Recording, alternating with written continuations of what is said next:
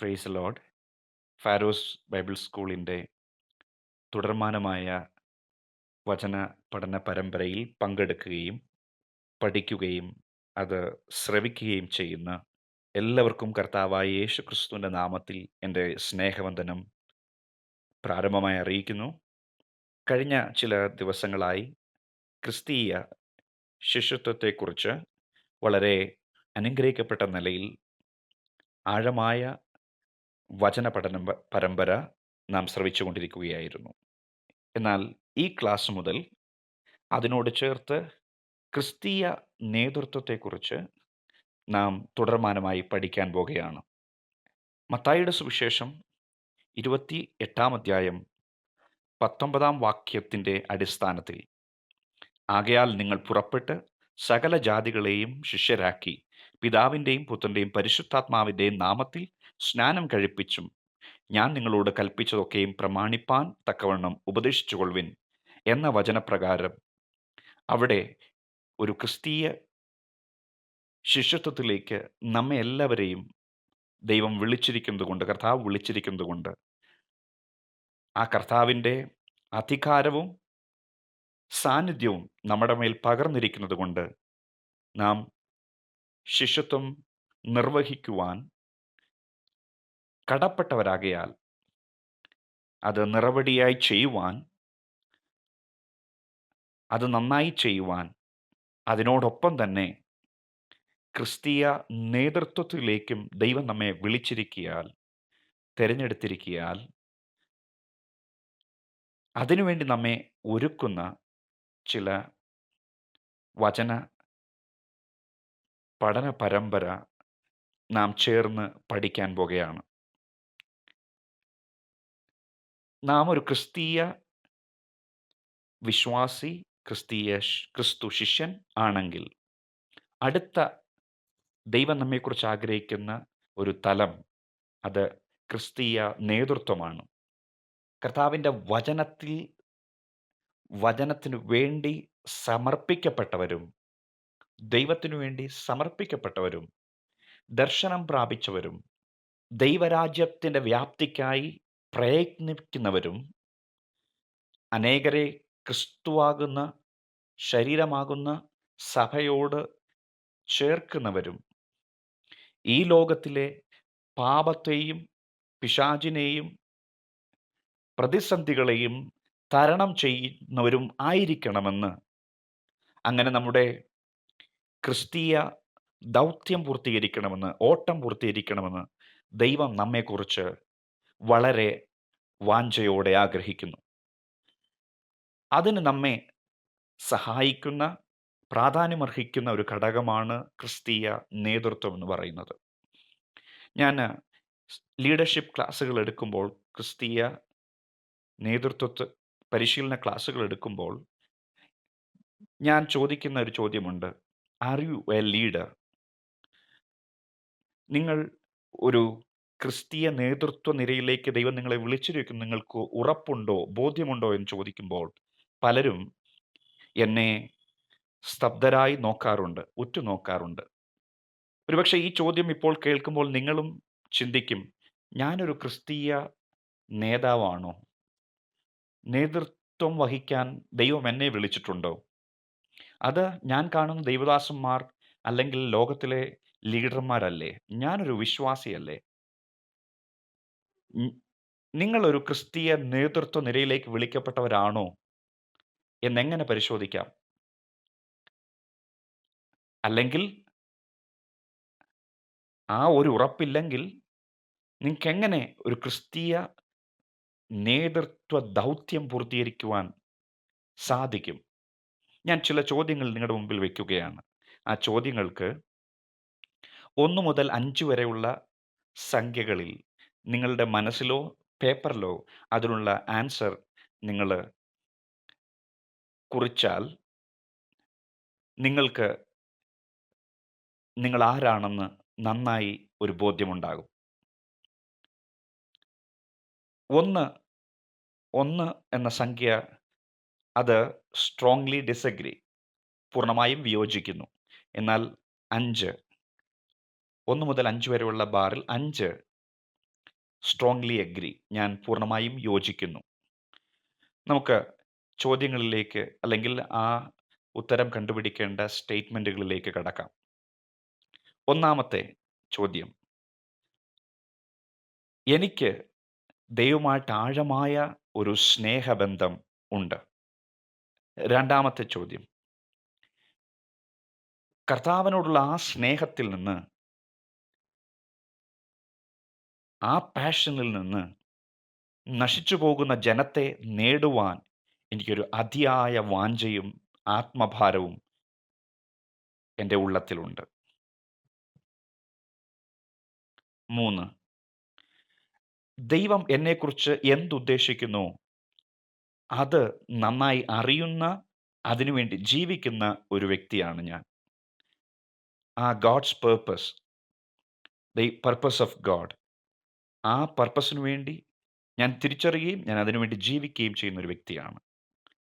നാലാമത്, ഈ ദൈവത്തിൻ്റെ സ്നേഹം, എന്നിൽ നിറഞ്ഞിരിക്കുന്ന ഈ ദൈവത്തിൻ്റെ സ്നേഹം മറ്റുള്ളവരുമായി പങ്കുവയ്ക്കുവാൻ താല്പര്യപ്പെടുകയും പ്രയത്നിക്കുകയും ചെയ്യുന്ന ഒരു വ്യക്തിയാണ്. അവരും ഈ സ്നേഹം അറിയണമെന്നുള്ള താല്പര്യത്തോടെ പ്രവർത്തിക്കുന്ന ഒരു വ്യക്തിയാണ് ഞാൻ.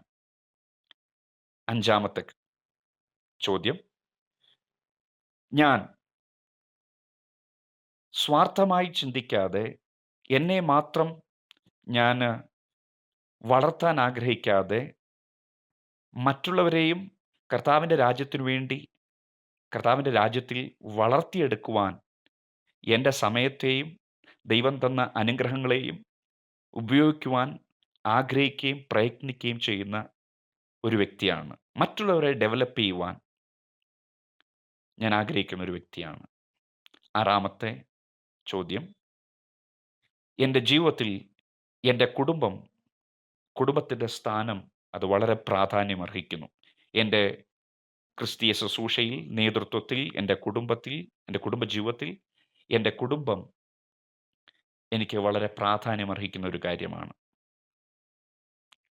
ഏഴാമത്തത്, ദൈവം എനിക്ക് തന്നിരിക്കുന്ന അനുഗ്രഹങ്ങളിൽ, ദൈവം തന്നിരിക്കുന്ന സമയം, ധനം, താലന്ത്, ആത്മീയ കൃപകൾ, അതിലെല്ലാം ഞാനൊരു വിശ്വസ്തദാസനാണ്. അതെല്ലാം വിശ്വസ്തമായി വിനിയോഗിക്കുവാൻ പ്രയത്നിക്കുന്ന ഒരു വ്യക്തിയാണ് ഞാൻ. എട്ടാമത്തെ കാര്യം, ദൈവം എൻ്റെ ജീവിതത്തിൽ തന്നിരിക്കുന്ന ശുശ്രൂഷയിൽ, ദൈവം എനിക്ക് തന്നിരിക്കുന്ന കുടുംബത്തിൽ, എനിക്ക് തന്നിരിക്കുന്ന എല്ലാ അനുഗ്രഹങ്ങളിലും, in every area of my life, ജീവിതത്തിൻ്റെ എല്ലാ വശങ്ങളിലും വിശ്വസ്തയോടെ നിൽക്കാൻ, ദൈവത്തിനു വേണ്ടി നിൽക്കാൻ സമർപ്പിക്കപ്പെട്ട, താല്പര്യപ്പെടുന്ന, പ്രയത്നിക്കുന്ന ഒരു വ്യക്തിയാണ് ഞാൻ. ഈ ചോദ്യങ്ങൾ നിങ്ങളോട് തന്നെ ചോദിക്കുക, മനസ്സിൽ അതിനുള്ള ഉത്തരം കണ്ടെത്തുകയും, അല്ലെങ്കിൽ പേപ്പറിൽ അതിൻ്റെ ഉത്തരം കണ്ടെത്തുകയും, അതിനെ ഒന്ന് വിചിന്തനം ചെയ്യുക. അപ്പോൾ നമുക്ക് മനസ്സിലാകും, നാം ക്രിസ്തീയ നേതൃത്വത്തിനു വേണ്ടി എത്രമാത്രം വിളിക്കപ്പെട്ടവരാണ്. നമ്മുടെ മുമ്പിൽ ആ ക്രിസ്തീയ നേതൃത്വത്തിൻ്റെ ദൗത്യം എത്രമാത്രം നമ്മുടെ മുമ്പിൽ ദൈവം വച്ചിരിക്കുന്നു. ഒരുപക്ഷേ ഈ ചോദ്യങ്ങളിൽ എവിടെയെങ്കിലും നാം കുറവുള്ളവരായി തീർന്നിട്ടുണ്ടെങ്കിൽ, ഇനിയും കർത്താവിൻ്റെ ആ നേതൃത്വം തന്നിരിക്കുന്ന നേതൃത്വത്തിലേക്ക്, കർത്താവിൻ്റെ ആ ശുശ്രൂഷയിലേക്ക് നമ്മെ ഒരുക്കുവാനുള്ള ഒരു വിചിന്തനമായി ഈ ചോദ്യങ്ങൾ മാറട്ടെ എന്ന് ഞാൻ ആത്മാർത്ഥമായി ആഗ്രഹിക്കുന്നു. അതോടൊപ്പം പ്രാർത്ഥിക്കുകയും ചെയ്യുന്നു. We are all leaders. നാം എല്ലാവരും നയിക്കുവാൻ വിളിക്കപ്പെട്ടവരാണ്. We are called and led by God. നാം ദൈവത്താൽ വിളിക്കപ്പെട്ടവരും, തിരഞ്ഞെടുക്കപ്പെട്ടവരും, വിളിക്കപ്പെട്ടവരും, ദൈവത്താൽ നയിക്കപ്പെടുന്നവരുമാണ്. പരിശുദ്ധാത്മാവിനാൽ നാം ദിനംപ്രതി തൻ്റെ ആലോചനകളാൽ നാം നയിക്കപ്പെടുന്നവരാണ്. അങ്ങനെയാണെങ്കിൽ, ദൈവം നമ്മെ നയിക്കുന്നുവെങ്കിൽ, ദൈവം നമ്മെക്കുറിച്ച് ആഗ്രഹിക്കുന്നത് നാമും മറ്റുള്ളവരെ നയിക്കുന്നവരായിരിക്കണം. കർത്താവിങ്കിലേക്ക്, ദൈവരാജ്യത്തിങ്കിലേക്ക്, അന്ധകാരത്തിൽ നിന്ന് അത്ഭുത പ്രകാശത്തിലേക്ക് അനേകരെ നയിക്കുന്നവരായിരിക്കണം. നാം അറിഞ്ഞോ അറിയാതെയോ നമ്മെ ഉറ്റുനോക്കുന്ന അനേക കണ്ണുകളുണ്ട്. ഒരുപക്ഷേ അത് നമ്മുടെ ചുറ്റുപാടുമായിരിക്കാം, നമ്മുടെ കുടുംബത്തിലായിരിക്കാം, നമ്മുടെ സഭയിലും ദേശത്തിലുമായിരിക്കാം. നാം നമ്മെ തന്നെ ലീഡ് ചെയ്യുവാൻ കർത്താവിൻ്റെ വഴികളിൽ നിത്യതയിലേക്ക്, നല്ല വഴികളിലേക്ക് നമ്മെ തന്നെ ലീഡ് ചെയ്യുവാൻ വിളിക്കപ്പെട്ടവരാണ്. അത് പ്രാധാന്യമർഹിക്കുന്ന കാര്യം. നാം നമ്മെ തന്നെ നയിക്കുമ്പോൾ, മറ്റുള്ളവർ നമ്മെ കാണുമ്പോൾ നാം അവരെയും നയിക്കുവാൻ ഇടയായിത്തീരും. നമ്മെ ഉറ്റുനോക്കുന്ന, നമ്മെ അറിഞ്ഞോ അറിയാതെയോ ഫോളോ ചെയ്യുന്ന, നമ്മുടെ പ്രവൃത്തികളെ, വാക്കുകളെ ഫോളോ ചെയ്യുന്ന അനേകർ നമ്മുടെ ചുറ്റുപാടുമുണ്ട്.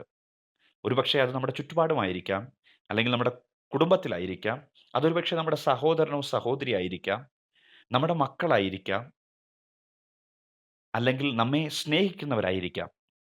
അവർ നമ്മെ ഒരു ലീഡറായിട്ട് കാണുകയാണ്. നാം നമ്മെ തന്നെ ഒരു ലീഡറായിട്ട് കാണുന്നോ ഇല്ലയോ, അവർ നമ്മെ ഒരു റോൾ മോഡലായിട്ട് കാണുകയാണ്. നമ്മിൽ നിന്ന് പഠിക്കാൻ, നമ്മിൽ നിന്ന് കാണാൻ, നല്ല പാഠങ്ങൾ ഉൾക്കൊള്ളുവാൻ അവർ ആഗ്രഹിക്കുന്നു.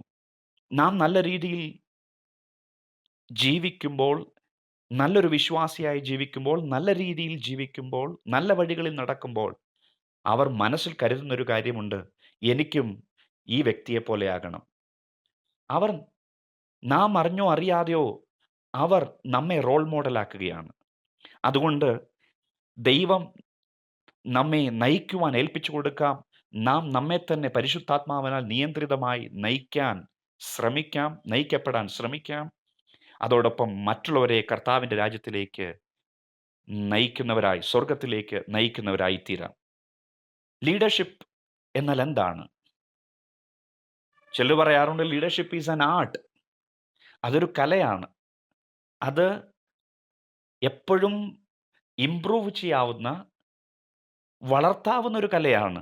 എന്നാൽ അതിനേക്കാൾ ഉപരി തിയോളജിയനായ ജെ. ഓസ്വാൾഡ് സാൻഡേഴ്സ് പറഞ്ഞ ഒരു നിർവചനം, ഒരു ഡെഫിനിഷൻ, ലീഡർഷിപ്പിൻ്റെ ഡെഫിനിഷൻ ഞാൻ നിങ്ങളുമായി പങ്കുവയ്ക്കുവാൻ താല്പര്യപ്പെടുന്നു. ആ ഓസ്വാൾഡ് സാൻഡേഴ്സിൻ്റെ ജോൺ സി മാക്സ്വെൽ തൻ്റെ പുസ്തകത്തിൽ എഴുതിയിരിക്കുന്നത് ഇങ്ങനെയാണ്: ലീഡർഷിപ്പ് ഈസ് ആൻ ഇൻഫ്ലുവൻസ്. അതൊരു സ്വാധീനമാണ്. അതിനോടൊപ്പം ചേർത്ത് ഞാൻ പറയട്ടെ, when we influence others, eventually we influence ourselves. Moreover, when we influence ourselves, we influence others. ഞാനത് വ്യക്തമാക്കട്ടെ. നാം മറ്റുള്ളവരെ സ്വാധീനിക്കുമ്പോൾ, നമ്മുടെ പ്രവൃത്തിയിലൂടെ, ചിന്തയിലൂടെ, സംസാരത്തിലൂടെ സ്വാധീനിക്കുമ്പോൾ നാം നമ്മെ തന്നെ സ്വാധീനിക്കുകയാണ്. അതുമാത്രമല്ല, നാം നമ്മെ സ്വാധീനിക്കുമ്പോൾ നല്ല പ്രവൃത്തികളിലൂടെ, നല്ല ചിന്തകളിലൂടെ, ദൈവഹിതത്തിനായി നാം ഏൽപ്പിച്ചു കൊടുത്ത് നാം നമ്മെ തന്നെ വചനപ്രകാരം നമ്മെ സ്വാധീനിക്കുമ്പോൾ, നമ്മുടെ സ്വഭാവത്തെ രൂപപ്പെടുത്തുമ്പോൾ നാം മറ്റുള്ളവരെയും സ്വാധീനിക്കുന്നു. What is the importance of leadership? എന്താണ് ആ ലീഡർഷിപ്പിൻ്റെ പ്രാധാന്യം എന്ന് പറയുന്നത്? ലീഡർഷിപ്പിലൂടെ, ഒരു നല്ല നേതൃത്വം വഹിക്കുന്നതിലൂടെ, നല്ലൊരു നായകനായി ജീവിക്കുന്നതിലൂടെ we can make or break. നമുക്ക് നമ്മുടെ ജീവിതത്തെ പണിയാം, അല്ലെങ്കിൽ തകർക്കാം. നാം നമ്മുടെ ജീവിതത്തെ മാത്രമല്ല, മറ്റുള്ളവരുടെ ജീവിതത്തെയും പണിയാം, അല്ലെങ്കിൽ നശിപ്പിക്കാം. Advance or destroy. നമുക്ക് മുന്നേറാം, അല്ലെങ്കിൽ തകർക്കാം. Inspire or frustrate. മറ്റുള്ളവരെ സ്വാധീനിക്കാം, ഇല്ലെങ്കിൽ മറ്റുള്ളവരെ നാം തെറ്റായ രീതിയിൽ സ്വാധീനിക്കാം, നിരാശപ്പെടുത്താം. Motivate and mobilise. വേണമെങ്കിൽ മറ്റുള്ളവരെ നമുക്ക് പ്രോത്സാഹനത്തിലൂടെ മുമ്പോട്ട് നയിക്കാം, അല്ലെങ്കിൽ നമുക്കവരെ ഡീമോറലൈസ് ചെയ്യാം, നമുക്കവരെ നിരുത്സാഹപ്പെടുത്താം. അവസാനമായി, lead the way or lose the way. നമുക്ക് വഴി കാണിച്ചു കൊടുക്കാം, ഇല്ലെങ്കിൽ വഴി ഇല്ലാതെയാക്കാം. നാം ഇന്ന് ഈ ചില വസ്തുതകളുടെ അടിസ്ഥാനത്തിൽ, ഇപ്പോൾ പറഞ്ഞ വസ്തുതകളുടെ അടിസ്ഥാനത്തിൽ എങ്ങനെയാണ് നമ്മുടെ ജീവിതം മുമ്പോട്ട് പോയിക്കൊണ്ടിരിക്കുന്നത്? നാം യഥാർത്ഥമായി മറ്റുള്ളവരെ നയിക്കുന്ന, കർത്താവിലേക്ക് നയിക്കുന്ന വ്യക്തിയാണോ? ദൈവം ചരിത്രത്തിൽ അനേകയിടങ്ങളിൽ ജനത്തെ നയിക്കുവാൻ അനേക ഭക്തന്മാരെ, നായകന്മാരെ ദൈവം കാലാകാലങ്ങളിലായി എഴുന്നേൽപ്പിച്ചിട്ടുണ്ട്. ദൈവത്തിന് പകരമായി, ദൈവത്തിൻ്റെ സ്ഥാനത്ത് ജനത്തെ നയിക്കുവാൻ ദൈവം അനേക നേതാക്കന്മാരെ, നായകന്മാരെ ദൈവം കാലാകാലങ്ങളിലായി തിരഞ്ഞെടുത്തത് ബൈബിളിൽ നമുക്ക് കാണാൻ കഴിയുന്നു. അബ്രഹാം, മോശ, ദാവീദ്, എസ്തേർ, അങ്ങനെ പലരെയും അവരുടെ ജീവിതത്തിൻ്റെ മാതൃകയും നമുക്ക് വചനത്തിൽ കാണുവാൻ കഴിയുന്നു. അബ്രഹാമിനെ ദൈവം വിളിച്ചപ്പോൾ പറഞ്ഞു, I will make you A great nation. ഞാൻ നിന്നെ വലിയൊരു ജാതിയാക്കും. അബ്രഹാം ഒരു നല്ല നേതാവായിരുന്നു. മോശയെ ദൈവം വിളിച്ചു. മോശയോട് ദൈവം പറഞ്ഞു, ഞാൻ നിന്നെ മിസ്രൈമിലേക്ക്, ഈജിപ്തിലേക്ക് എൻ്റെ ജനത്തെ വിടുവിച്ച് പുറത്തു കൊണ്ടുവരുവാൻ ഞാൻ നിന്നെ അയക്കുകയാണ്. അവരുടെ കഷ്ടത ഞാൻ കണ്ടു, അവരുടെ നിലവിളി ഞാൻ കേട്ടു. ഞാൻ നിന്നെ അധികാരത്തോടെ എനിക്ക് വേണ്ടി അവരെ വിടുവിച്ച് പുറത്ത് കൊണ്ടുവന്ന് കനാൻ ദേശത്തേക്ക് നടത്തുവാൻ ഞാൻ നിന്നെ നായകനായി കണ്ടിരിക്കുന്നു. ദാവീദിനെ ദൈവം നായകനായി, ദൈവം ഒരു നേതാവായി, രാജാവായി ദൈവം തെരഞ്ഞെടുത്തു. അവനൊരു ബാലനായിരിക്കെ തന്നെ അവനെ ദൈവം കാട്ടിൽ നിന്ന് കൊട്ടാരത്തിലേക്ക് ഒരു രാജാവായിട്ട് അഭിഷേകം ചെയ്ത് അധികാരത്തോടെ ദൈവം അവനെ ഒരു നേതൃത്വ സ്ഥാനത്ത്, ജനത്തെ നയിക്കുവാൻ നേതൃത്വ സ്ഥാനത്ത് ആക്കി വെച്ചു. എസ്തേറിനെ നാം നോക്കുമ്പോൾ, ശത്രു ഇസ്രായേൽ ജനത്തെ നശിപ്പിക്കുവാൻ, യഹൂദ ജനത്തെ നശിപ്പിക്കുവാൻ വലിയ കുതന്ത്രങ്ങൾ, പദ്ധതികൾ ഒരുക്കിയപ്പോൾ തൻ്റെ ജനത്തെ സംരക്ഷിക്കുവാനും അവരെ ആ ആപത്തിൽ നിന്ന് രക്ഷിക്കുവാനുമായി ദൈവം എസ്തേറിനെ ദൈവം തെരഞ്ഞെടുക്കുവാനിടയായി തീർന്നു. ക്രിസ്തീയ നേതൃത്വത്തിന് 3 വശങ്ങളുണ്ട്. ക്രിസ്തീയ നേതൃത്വത്തിന് 3 വശങ്ങളുണ്ട്. ആ 3 വശങ്ങൾ ഞാൻ നിങ്ങളുമായി പങ്കുവയ്ക്കുവാൻ താല്പര്യപ്പെടുന്നു. അതൊരു ത്രികോണം പോലെയാണ്. It's a triangle leadership. ത്രികോണത്തിന് 3 വശങ്ങളുള്ളതുപോലെ ഈ ക്രിസ്തീയ നേതൃത്വത്തിന് 3 വശങ്ങളുണ്ട്. ഒന്ന് സെർവൻറ്റ്, അടുത്ത വശത്ത് ട്രാൻസ്ഫോർമേഷണൽ, അടുത്ത വശത്ത് സ്പിരിച്വൽ. എന്നാൽ ഇതിൻ്റെ എല്ലാം നടുക്കായിട്ട് ദൈവത്തിൻ്റെ വചനവും ദൈവവും അത് കേന്ദ്രഭാഗത്ത് നിൽക്കുന്നു. ഒരു ത്രികോണത്തിൻ്റെ 3 വശങ്ങൾ. അതിൽ ഒരു വശത്ത് സെർവൻറ്റ്, അടുത്ത വശത്ത് ട്രാൻസ്ഫോർമേഷണൽ, അടുത്ത വശത്ത് സ്പിരിച്വൽ. ദാസത്വത്തിൻ്റെ നേതൃത്വം, ആത്മീക നേതൃത്വം, ഒരു ട്രാൻസ്ഫോർമേഷണൽ ആയിട്ടുള്ള നേതൃത്വം. ഇതിൻ്റെ എല്ലാം നടുക്ക്, ആ ത്രികോണത്തിൻ്റെ നടുക്ക് ദൈവം കേന്ദ്രീകൃതമായിരിക്കുന്നു. ദൈവത്തിൻ്റെ വചനം കേന്ദ്രീകരമായിരിക്കുന്നു. അതിൻ്റെ 3 വശങ്ങളും കേന്ദ്രീകരമായിരിക്കുന്നത് ദൈവത്തിലും അവൻ്റെ വചനത്തിലുമാണ്. സ്പിരിച്വൽ ലീഡർഷിപ്പ്, രണ്ടാമത് സെർവൻറ്റ് ലീഡർഷിപ്പ്, മൂന്നാമത് ട്രാൻസ്ഫോർമേഷണൽ ലീഡർഷിപ്പ്. ഒന്നാമത്തത് സ്പിരിച്വൽ ലീഡർഷിപ്പിനെ കുറിച്ച് ഒരു വാക്കിൽ പറയട്ടെ. ക്രിസ്തീയ നേതൃത്വം ആത്മീകതയിൽ അധിഷ്ഠിതവും ദൈവത്തിൽ നിന്ന് ആരംഭിക്കുന്നതും അവനിൽ കേന്ദ്രീകൃതവുമാണ്. രണ്ടാമത്തെ സെർവൻറ്റ് ലീഡർഷിപ്പിനെ കുറിച്ച് പറയട്ടെ. ക്രിസ്തീയ നേതൃത്വത്തിൻ്റെ ഉദാത്ത മാതൃക യേശു ക്രിസ്തുവിൻ്റെ സെർവൻഹുഡാണ്. യേശു ക്രിസ്തുവിൻ്റെ ദാസ്വത്വ മനോഭാവമാണ്. മറ്റുള്ളവർക്ക് വേണ്ടി അവരുടെ സേവനത്തിനായി നിയോഗിക്കപ്പെടുന്ന ഒരു ശുശ്രൂഷയാണ് സെർവൻറ്റ് ലീഡർഷിപ്പ്. മൂന്നാമത്തത് ട്രാൻസ്ഫോർമേഷണൽ ലീഡർഷിപ്പ്. ക്രിസ്തീയ നേതൃത്വത്തിൻ്റെ പ്രധാന ഉദ്ദേശം ഒരു അർത്ഥവത്തായ സമൂലമായ മാറ്റം എല്ലാ തലങ്ങളിലും കൊണ്ടുവരിക എന്നുള്ളതാണ്. ആ മാറ്റങ്ങൾ നയിക്കുന്നവരിൽ നിന്ന് മറ്റുള്ളവരിലേക്ക്, ലോകത്തിലേക്ക് പകരപ്പെടാൻ ദൈവം ആഗ്രഹിക്കുന്നു. ഈ 3 തലത്തിലുമുള്ള നേതൃത്വ ശുശ്രൂഷ ഞാൻ ഒന്നുകൂടെ വിവരിക്കുവാൻ താല്പര്യപ്പെടുന്നു. സ്പിരിച്വൽ ലീഡർഷിപ്പ്, ആത്മീക നേതൃത്വം. ലോകത്തിൽ നേതൃത്വത്തെ വിലയിരുത്തുന്നത് മനുഷ്യൻ്റെ കഴിവുകളുടെയും സ്കില്ലിൻ്റെയും അടിസ്ഥാനത്തിലാണ്. എന്നാൽ ആത്മീയ നേതൃത്വം അതിനെ ഒട്ടും അവഗണിക്കുന്നില്ല. എന്നാൽ അതിനേക്കാൾ ഉപരി ആത്മീക ഗുണങ്ങളുടെയും താലന്തുകളുടെയും മാനുഷിക കഴിവുകളുടെയും ഒരു സമ്മേളനം അല്ലെങ്കിൽ ഒരു സംയോജനമാണ് ആത്മീക നേതൃത്വം എന്ന് പറയുന്നത്. അത് ദൈവനാമ മഹത്വത്തിനു വേണ്ടിയും ദൈവീക രാജ്യത്തിൻ്റെ വ്യാപ്തിക്കും ദൈവിക സേവനത്തിനും വേണ്ടിയിട്ടുള്ളതാണ്. ജെ ഓസ്വാൾഡ് സാൻഡേഴ്സ് ഇപ്രകാരം പറയുന്നു: ഒരാത്മീക നേതാവ് തൻ്റെ സ്വഭാവ ഗുണങ്ങൾ കൊണ്ടും പരിശുദ്ധാത്മാവിൻ്റെ ശക്തിയാലും മറ്റുള്ളവരെ സ്വാധീനിക്കാൻ കഴിവുള്ളയാളാണ്. അങ്ങനെ സ്വാധീനിച്ച അനേക ആത്മീക നേതാക്കന്മാർ വചനത്തിലുണ്ട്. അപ്പോസ്തലന്മാർ അങ്ങനെ ജനത്തെ സ്വാധീനിച്ചു, രാജ്യങ്ങളെ സ്വാധീനിച്ചു, ഭരണാധികാരികളെ സ്വാധീനിച്ചു.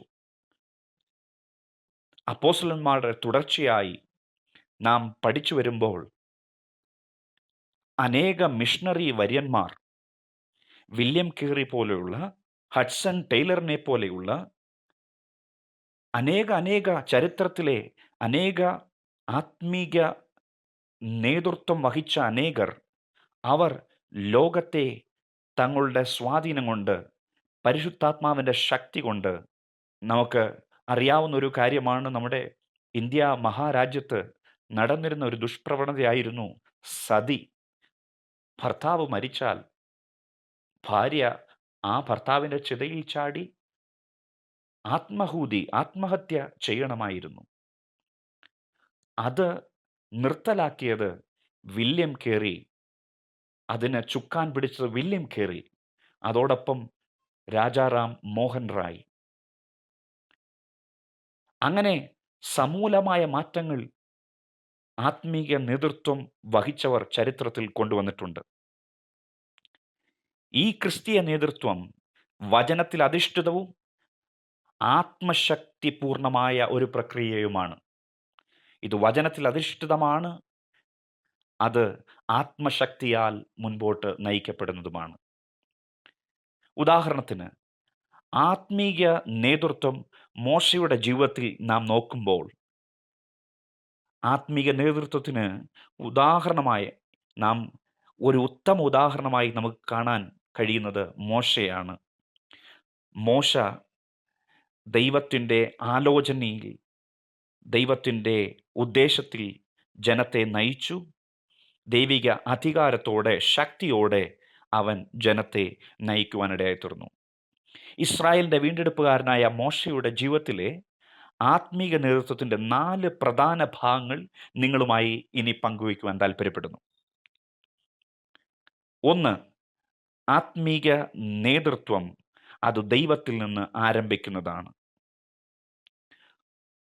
പുറപ്പാട് പുസ്തകം 3-ാം അധ്യായം 4-ാം വാക്യത്തിൽ നാം ഇങ്ങനെ കാണുന്നു. പുറപ്പാട് പുസ്തകം 3-ാം അധ്യായം അതിൻ്റെ 4-ാമത്തെ വാക്യം ഞാൻ വായിക്കുവാൻ താല്പര്യപ്പെടുന്നു.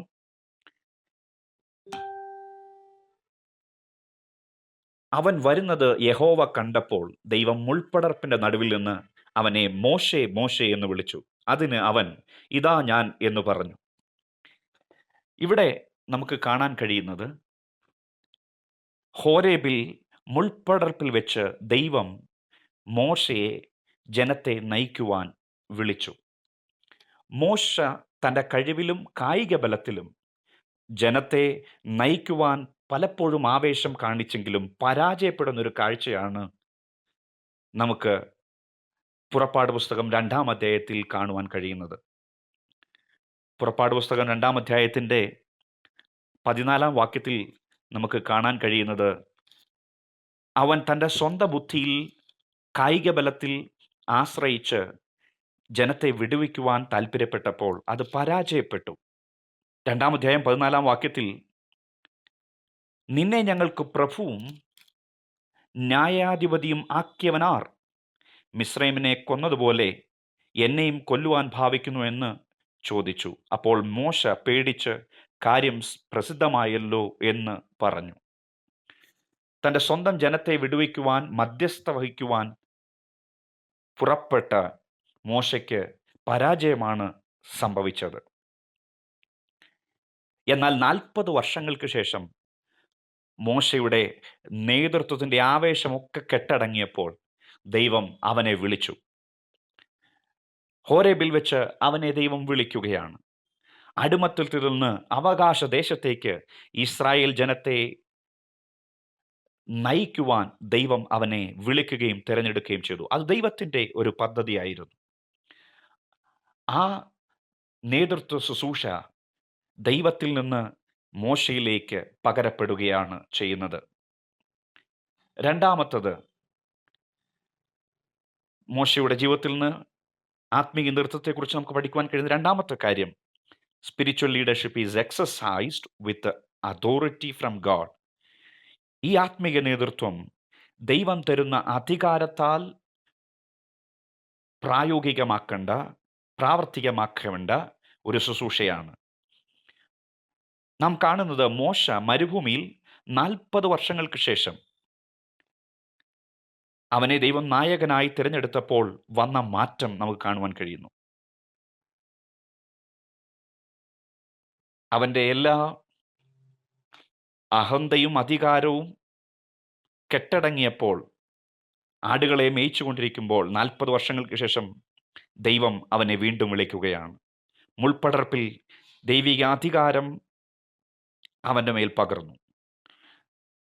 ദൈവത്തിൻ്റെ വടി മോശയുടെ കയ്യിലെത്തിയപ്പോൾ അത് അധികാരത്തിൻ്റെ അടയാളമായി മാറി, വിളിയുടെ അടയാളമായി മാറി.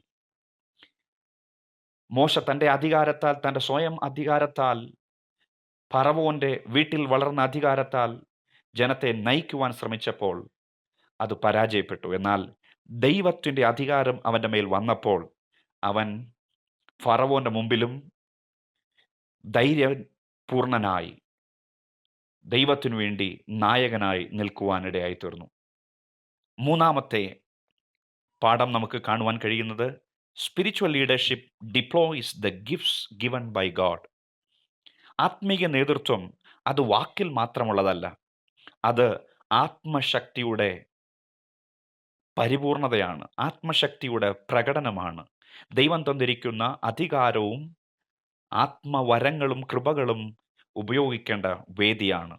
ദൈവിക തെരഞ്ഞെടുപ്പും ദർശനവും വിളിയും പ്രാപിച്ച മോശയ്ക്ക് ജനത്തെ നയിക്കുവാൻ ദൈവം സ്വർഗീയ കൃപാദാനങ്ങളെ കൊടുത്തു. ക്രിസ്തീയ നായകർ അവർ ദർശനം പകരുന്നവരും ജനത്തെ നയിക്കുവാൻ ശക്തമായി വാക്കുകളെ, അധികാരത്തെ ഉപയോഗിക്കേണ്ടവരും ആണ്. എന്നാൽ ആ വാക്കുകൾ ദൈവശബ്ദമായിരിക്കണം, സ്വർഗീയ ശബ്ദമായിരിക്കണം, കേവലം ഒരു മാനുഷിക ശബ്ദമല്ല. പൗലോസ് അപ്പോസ്തലൻ പറയുന്നു, എൻ്റെ വാക്കുകൾ, ഞങ്ങളുടെ വാക്കുകൾ അത് വെറും ജ്ഞാനത്തിൻ്റെ വശീകരണ വാക്കുകളല്ല, മറിച്ച് the demonstration of the power of the Holy Spirit, ദൈവിക ശക്തിയുടെ പ്രദർശനങ്ങൾ അത്രേ. ക്രിസ്തീയ നേതാക്കൾ അവർ ദൈവത്തിൻ്റെ ശബ്ദമായി മാറണം. ദൈവത്തിൽ നിന്ന് അധികാരവും ആലോചനയും പ്രാപിച്ച് ദൈവിക ദർശനങ്ങളെ പ്രാപിച്ച് ജനത്തിന് പങ്കുവയ്ക്കുന്നവരുമായിരിക്കണം. മോശ ഒഴിവുകഴിവുകൾ ഒരുപാട് പറഞ്ഞു. ഞാൻ തടിച്ച നാവുള്ളവൻ, എനിക്ക് സംസാരിപ്പാൻ കഴിയുകയില്ല. എന്നാൽ പുറപ്പാട് പുസ്തകം 4-ാം അധ്യായം 12-ാം വാക്യത്തിൽ ദൈവം അവനോട് പറയുന്നു, ഇപ്പോൾ നീ പുറപ്പെടുക, now you go, I will help you to speak and I will teach you what to say. ഞാൻ നിന്റെ വായിൽ വചനങ്ങളെ പകരും, എങ്ങനെ സംസാരിക്കണമെന്ന് ഞാൻ നിനക്ക് പറഞ്ഞു തരും എന്നാണ് അവിടെ ദൈവം മോശയോട് പറഞ്ഞു. അതിൻ്റെ അർത്ഥം ഗോഡ് എനേബിൾസ് അസ്. ദൈവം നമ്മളെ ശക്തീകരിക്കുന്നവനാണ് തൻ്റെ ശുശ്രൂഷയ്ക്കായി. അതുമാത്രവുമല്ല, ദൈവം സ്വർഗീയ കൃപകൾ പകരുന്ന ദൈവമാണ്. Super natural ഗിഫ്റ്റിങ്സ്. 4-ാം അധ്യായം, പുറപ്പാട് പുസ്തകം 4-ാം അധ്യായം 9-ാമത്തെ വാക്യത്തിൽ നാം കാണുന്നത് ഇങ്ങനെയാണ്: take some water from the Nile and pour it on the dry ground. The water you take from the river will become blood on the ground. മോശയോട് ദൈവം പറയുകയാണ്, ആലോചന കൊടുക്കുകയാണ്. 4-ാം അധ്യായം 9-ാമത്തെ വാക്യത്തിൽ, ഈ 2 അടയാളങ്ങളും അവർ വിശ്വസിക്കാതെയും നിന്റെ വാക്ക് കേൾക്കാതെയും ഇരുന്നാൽ നീ നദിയിലെ വെള്ളം കോരി ഉണങ്ങിയ നിലത്ത് ഒഴിക്കണം. നദിയിൽ നിന്ന് കോരിയ വെള്ളം ഉണങ്ങിയ നിലത്ത് രക്തമായി തീരും. നോക്കുക, ദൈവിക അധികാരവും ദൈവ ശബ്ദവും മാത്രമല്ല, ദൈവിക കൃപകളും ദൈവം പകരുന്നു. അവസാനമായി, spiritual leadership reflects the character of God. ഒരു നേതൃത്വം, ക്രിസ്തീയ നേതൃത്വം വഹിക്കുന്ന വ്യക്തി,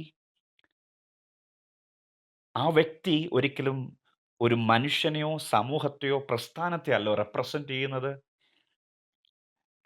ദേ really reflects the character of God. അവർ ദൈവത്തിൻ്റെ പ്രതിപുരുഷന്മാരാണ്. ദൈവത്തിൻ്റെ സ്വഭാവം വെളിവാക്കുന്നവരാണ്. തങ്ങളുടെ വാക്കുകളിലൂടെ, പ്രവൃത്തികളിലൂടെ വെളിവാക്കുന്നവരാണ്. മോശ തൻ്റെ ആത്മീക നേതൃത്വം നിറപടിയായി നിവർത്തിച്ച് മുന്നേറിയപ്പോൾ അവൻ ദൈവമായി ആഴമായി അടുത്തറിയുവാനിടയായി തീർന്നു. മാത്രമല്ല, ദൈവിക സ്വഭാവം അവനിൽ, ആ തേജസ് അവനിൽ വെളിപ്പെട്ടു വരികയും ചെയ്തു, വെളിപ്പെടുവാനിടയായി തീർന്നു. നാം കാണുന്നത്, മോശ സീനായി മലയിൽ നിന്ന് ഇറങ്ങി വരുമ്പോൾ ജനം അവൻ്റെ മുഖം കാണാൻ കഴിയാതെ വണ്ണം അവൻ്റെ മുഖത്തൊരു മൂടുപടം ഇടണമേ എന്ന് അവനോട് അഭ്യർത്ഥിച്ചു. കാരണം അത്രമാത്രം തേജസ് ദൈവത്തോടുകൂടെ സീനായ് മലയിൽ ഇരുന്ന് മോശയുടെ മുഖത്ത് ആ ദൈവ തേജസ് പ്രതിഫലിക്കുവാൻ ഇടയായി തീർന്നു. ആ തേജസ് മാത്രമല്ല, തൻ്റെ സ്വഭാവത്തിൽ ദൈവത്തിൻ്റെ ഗുണഗണങ്ങൾ, സ്വഭാവങ്ങൾ വെളിപ്പെട്ടു വന്നു. മോശയെക്കുറിച്ച് ദൈവം സംഖ്യാപുസ്തകത്തിൽ 12-ാം അധ്യായത്തിൽ പറയുന്നത് എങ്ങനെയാണ്? സംഖ്യാപുസ്തകം 12-ാം അധ്യായം അതിൻ്റെ 3-ാമത്തെ വാക്യം ഞാൻ നിങ്ങൾക്ക് വേണ്ടി വായിക്കുവാൻ താല്പര്യപ്പെടുന്നു. 12-ാം അധ്യായം 3-ാം വാക്യം. യഹോവ അത് കേട്ടു.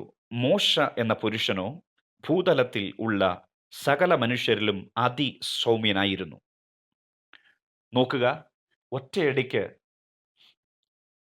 മിസ്രൈമിനെ അടിച്ചു കൊന്ന് മണലിൽ താഴ്ത്തിയവൻ, ക്ഷിപ്ര കോപി, സകല ആയോധന കലകളും മിസ്രൈമിൽ. ആ മോശയെക്കുറിച്ച് ദൈവം സാക്ഷ്യം പറയുന്നത് അവൻ ഭൂതലത്തിൽ വെച്ച എല്ലാ മനുഷ്യരിലും സൗമ്യനാണെന്ന്. അതിൻ്റെ കാരണം, ദൈവം അവനെ തിരഞ്ഞെടുത്തപ്പോൾ ദൈവമായിട്ട് ആഴമായ ഒരു അടുത്ത ബന്ധം തന്നിൽ ഉടലെടുത്തപ്പോൾ ദൈവത്തിൻ്റെ സ്വഭാവ ഗുണങ്ങൾ അവനിൽ വെളിപ്പെട്ടു വന്നു. അങ്ങനെയാണെങ്കിൽ ഈ ദിവസങ്ങളിൽ നാം ആത്മീക നേതൃത്വത്തെ ആഗ്രഹിക്കുന്നെങ്കിൽ, ക്രിസ്തീയ നേതൃത്വത്തിൽ മുന്നേറാൻ താല്പര്യപ്പെടുന്നെങ്കിൽ, നാം ദൈവത്തെ ആഴമായി അടുത്തറിയുവാൻ പരിശ്രമിക്കാം. ദൈവത്തോട് ചേർന്നിരിക്കാം. മോശയെപ്പോലെ നമുക്ക് ചേർന്നിരിക്കാം. നമ്മുടെ സ്വഭാവങ്ങൾ മാറട്ടെ. നമ്മുടെ സ്വഭാവങ്ങൾ ദൈവത്തിൻ്റെ സ്വഭാവങ്ങളായി മാറട്ടെ. നമ്മുടെ സ്വഭാവങ്ങൾ മറ്റുള്ളവരെ സ്വാധീനിക്കട്ടെ. ലോകത്തിൽ നാം കാണുന്ന നാച്ചുറൽ ലീഡേഴ്സ് ഉണ്ട്. അവർക്ക് ലോകത്തിൻ്റെ സ്വഭാവമാണ്. എന്നാൽ ആത്മീക നേതാക്കന്മാർക്ക് ദൈവത്തിൻ്റെ സ്വഭാവം അവരുടെ ജീവിതത്തിൽ ഉണ്ടാകണമെന്ന് ദൈവം ആഗ്രഹിക്കുന്നു. ഞാൻ വേഗത്തിൽ നാച്ചുറൽ ലീഡറെയും സ്പിരിച്വൽ ലീഡറെയും പറ്റി ഒന്ന് താരതമ്യം ചെയ്തിട്ട് ഈ ക്ലാസ് ഇവിടെ നിർത്തുവാൻ താല്പര്യപ്പെടുന്നു. ഇതിൻ്റെ ഒന്നാമത്തെ ഭാഗം, ആത്മീക നേതൃത്വത്തെക്കുറിച്ചുള്ള ഒന്നാമത്തെ ഭാഗം ഇവിടെ നിർത്തുവാനായിട്ട് താല്പര്യപ്പെടുന്നു. Natural leaders, they are self confident. അവരിൽ തന്നെ വിശ്വാസം ഉള്ളവരാണ്. എന്നാൽ spiritual leaders, they are confident in God. അവർ ദൈവത്തിൽ വിശ്വാസമുള്ളവരാണ്. Natural leaders knows people, but spiritual leaders also knows God. Natural leaders അവർ ജനങ്ങളെ അറിയുന്നവരാണ്, ജനങ്ങളുമായി അടുത്ത് ഇടപഴകുന്നവരാണ്. എന്നാൽ ആത്മീക നേതാക്കന്മാർ ജനത്തെ അറിയുന്നതോടൊപ്പം തന്നെ ദൈവത്തെ അറിയുന്നവരും ദൈവത്തോട് അടുത്ത് ഇടപഴകുന്നവരുമാണ്. അടുത്തത്, natural leaders makes their own decisions, but spiritual leaders they decides everything based on god's will. Natural leaders, സ്വാഭാവികമായ ഈ ലോകത്തിലെ സ്വാഭാവിക നേതാക്കന്മാർ അവരുടെ ചിന്തയിൽ നിന്ന് അവരുടെ തീരുമാനങ്ങൾ തിരഞ്ഞെടുക്കുന്നു. എന്നാൽ സ്പിരിച്വൽ ലീഡേഴ്സ്, ആത്മീക നേതാക്കന്മാർ, അവർ ദൈവത്തിൻ്റെ ഹിതത്തിൽ ആശ്രയിച്ച് ദൈവത്തോടുകൂടെ ചേർന്ന് തീരുമാനങ്ങളെ എടുക്കുന്നു. അടുത്തത്, natural leaders they R ambitious, spiritual leaders they are humble. ലോകത്തിലെ നേതാക്കന്മാർ അവർ വളരെ ശുഭാപ്തി വിശ്വാസം ഉള്ളവരാണ്, വളരെ അംബീഷ്യസ് ആണ്, വളരെ കാര്യങ്ങൾ ചെയ്യുവാൻ വ്യഗ്രതപ്പെടുന്നവരാണ്. എന്നാൽ spiritual leaders they are humble. അവർ വളരെ താഴ്മയുള്ളവരും ദൈവത്തിൻ്റെ സന്നിധിയിൽ കാത്തിരിക്കുന്നവരും ആണ്. Natural leaders they create their own methods. Spiritual leaders they find and follows God's methods. ലോകത്തിലെ നേതാക്കന്മാർ അവരുടെ ചിന്തയിൽ നിന്ന് വരുന്ന സ്ട്രാറ്റജികൾ, മെത്തേഡുകൾ അവർ പ്രായോഗിക തലത്തിൽ പ്രയോഗിക്കുമ്പോൾ, ആത്മീക നേതാക്കന്മാർ അവർ ദൈവത്തിൻ്റെ വഴികളെ അറിയുകയും ദൈവത്തിൻ്റെ സ്ട്രാറ്റജി, മെത്തേഡ് അവരുടെ ശുശ്രൂഷയിൽ പ്രായോഗികമാക്കുവാൻ പ്രയത്നിക്കുന്നവരുമാണ്. Natural leaders they enjoy commanding others, but spiritual leaders leads in obedience to God. ലോകത്തിലെ നേതാക്കന്മാർ അവർ മറ്റുള്ളവർക്ക് കൽപ്പനകൾ കൊടുക്കുവാൻ, ആജ്ഞകൾ കൊടുക്കുവാൻ ഇഷ്ടപ്പെടുന്നു. എന്നാൽ സ്പിരിച്വൽ ലീഡേഴ്സ് അവർ ദൈവിക അനുസരണത്താൽ, താഴ്മയാൽ മറ്റുള്ളവരെ നയിക്കുവാൻ താല്പര്യപ്പെടുന്നു. ക്രിസ്തുവിൻ്റെ സ്വഭാവത്തിൽ അവരെ നയിക്കുവാൻ താല്പര്യപ്പെടുന്നു. Natural leaders they are motivated by personal consideration, but spiritual leaders they are motivated by love for God and people. ലോകത്തിലെ നാച്ചുറൽ ലീഡേഴ്സ് അവർ അവരുടെ സ്വന്തം ബുദ്ധിയിൽ നിന്ന്, താല്പര്യത്തിൽ നിന്ന് ജനത്തെ നയിക്കുവാൻ താല്പര്യപ്പെടുമ്പോൾ, ആത്മീക നേതാക്കന്മാർ അവർ ദൈവസ്നേഹത്താൽ നിറയപ്പെട്ട് മറ്റുള്ളവരോടുള്ള ദൈവിക സ്നേഹത്തിൽ അടിസ്ഥാനമായ ഒരു ശുശ്രൂഷ, അവരെ നയിക്കുവാൻ, ശുശ്രൂഷ ചെയ്യുവാൻ താല്പര്യപ്പെടുന്നു. Natural leaders they R independent, but spiritual leaders they R God dependent. ലോകത്തിലെ നേതാക്കന്മാർ അവർ ഇൻഡിപെൻഡൻ്റ് ആണ്, അവർ സ്വതന്ത്രരാണ്. എന്നാൽ ആത്മീക നേതാക്കന്മാർ അവർ എപ്പോഴും ദൈവത്തിൽ ആശ്രയിക്കുന്നവരും ദൈവത്തിൽ അധിഷ്ഠിതമായ ഒരു ശുശ്രൂഷ ചെയ്യുന്നവരുമാണ്. അവസാനമായി ഞാനിത് പറഞ്ഞു നിർത്തുമ്പോൾ, spiritual leaders they understand that god is their leader. ആത്മീക നേതാക്കന്മാർ അവർ തങ്ങളുടെ ജീവിതം ദൈവത്തിൻ്റെ ലീഡർഷിപ്പിന്, ദൈവത്തിൻ്റെ ആ നേതൃത്വത്തിന്, ദൈവത്തിൻ്റെ ആ നയിക്കപ്പെടുന്ന അവസ്ഥയിൽ തങ്ങളെ തന്നെ സമർപ്പിക്കുന്നവരും മറ്റുള്ളവരെ ക്രിസ്തുവിലേക്ക്, ദൈവരാജ്യത്തിലേക്ക് നടത്തുന്നവരുമാണ്. ഈ ദിവസങ്ങളിൽ പരിശുദ്ധാത്മാവിനെ പ്രാപിച്ച് ക്രിസ്തുവിൻ്റെ സ്നേഹത്തിലും സ്വഭാവത്തിലും നയിക്കപ്പെട്ട് അനേകരെ കർത്താവിലേക്ക് നയിക്കുവാൻ ഒരു ആത്മീക നേതൃത്വത്തിലേക്ക് നമ്മെ തന്നെ സമർപ്പിക്കാം. മോശയുടെ ജീവിതത്തിൽ നിന്ന് നിങ്ങൾക്ക് ഇഷ്ടപ്പെട്ട നിങ്ങളുടെ ലീഡർഷിപ്പ് ക്വാളിറ്റിയുമായിട്ട് ലീഡർഷിപ്പ് സ്വഭാവത്തെ തെളിയിക്കുന്ന അല്ലെങ്കിൽ താരതമ്യപ്പെടുത്താൻ കഴിയുന്ന 2 ഗുണങ്ങൾ, 2 കാര്യങ്ങൾ എന്തൊക്കെയാണ്? ഒന്ന് ചിന്തിച്ചു നോക്കിയാട്ടെ. മോശയുടെ ജീവിതത്തിൽ നിന്ന് നിങ്ങൾക്ക് ഇഷ്ടപ്പെട്ട 2 ലീഡർഷിപ്പ് ക്വാളിറ്റീസ്. അത് നിങ്ങളുടെ ജീവിതവുമായിട്ട് താരതമ്യപ്പെടുത്തി ഏതൊക്കെ 2 കാര്യങ്ങളാണ് നിങ്ങൾക്ക് ഇഷ്ടപ്പെട്ടത്? അത് ഞങ്ങളെ എഴുതി അറിയിക്കുക. അവസാനമായി, ആത്മീക നേതൃത്വത്തിൻ്റെ പ്രാധാന്യത ഇന്നത്തെ കാലഘട്ടത്തിൽ നമ്മെ ദൈവരാജ്യത്തിനു വേണ്ടി നായകരായി ഒരുക്കുവാൻ പ്രോത്സാഹിപ്പിക്കുന്നു, നമ്മെ ചാലഞ്ച് ചെയ്യുന്നു. ആത്മീക നേതൃത്വത്തിൻ്റെ വലിയൊരു ശൂന്യത, ഒരു പ്രാധാന്യത ഇന്നത്തെ ഈ കാലഘട്ടത്തിൽ നമ്മെ നായകരാക്കുവാൻ നമ്മെ ഒരുക്കുന്നു, പ്രോത്സാഹിപ്പിക്കുന്നു. അതിനായി ദൈവം നമ്മെ വിളിക്കുന്നു. ആത്മീക നേതൃത്വം അത് ദൈവത്തിൽ തുടങ്ങുന്നതും ദൈവത്തിൽ അധിഷ്ഠിതവും അവനാൽ നിറവേറുന്നതുമാകയാൽ ദിവസങ്ങളിൽ ആത്മീക നേതൃത്വത്തിനു വേണ്ടി നമ്മെ ദൈവകരങ്ങളിൽ സമർപ്പിക്കാം. ദൈവം നമ്മുടെ ജീവിതത്തിൻ്റെയും നേതൃത്വത്തിൻ്റെയും കേന്ദ്രമാകുമ്പോൾ, നമ്മുടെ പ്രാധാന്യമാകുമ്പോൾ, ദൈവം നമ്മുടെ പ്രയോറിറ്റി ആകുമ്പോൾ, നാം അവൻ്റെ രാജ്യത്തിൻ്റെ വക്താക്കളായി മാറും. അനേകരെ ക്രിസ്തുവിലേക്ക് നയിക്കുന്നവരായിത്തീരും. അങ്ങനെ ആയിത്തീരുവാൻ നമുക്ക് ഏൽപ്പിച്ചു കൊടുക്കാം. ദൈവം നിങ്ങളെ എല്ലാവരെയും ധാരാളമായി അനുഗ്രഹിക്കട്ടെ. തുടർന്നുള്ള ക്ലാസ്സുകളിൽ നാം അടുത്ത ആത്മീക നേതൃത്വത്തിൻ്റെ ബിബ്ലിക്കൽ ലീഡർഷിപ്പ്, ക്രിസ്ത്യൻ ലീഡർഷിപ്പിൻ്റെ അടുത്ത ടോപ്പിക്കിലേക്ക് കടക്കുകയാണ്. Servant leadership. വളരെ താല്പര്യത്തോടെ, വാഞ്ചയോടെ നമുക്ക് തുടർന്നൊരുമിച്ച് പഠിക്കാം. God bless you. ദൈവം നിങ്ങളെ ധാരാളമായി അനുഗ്രഹിക്കട്ടെ.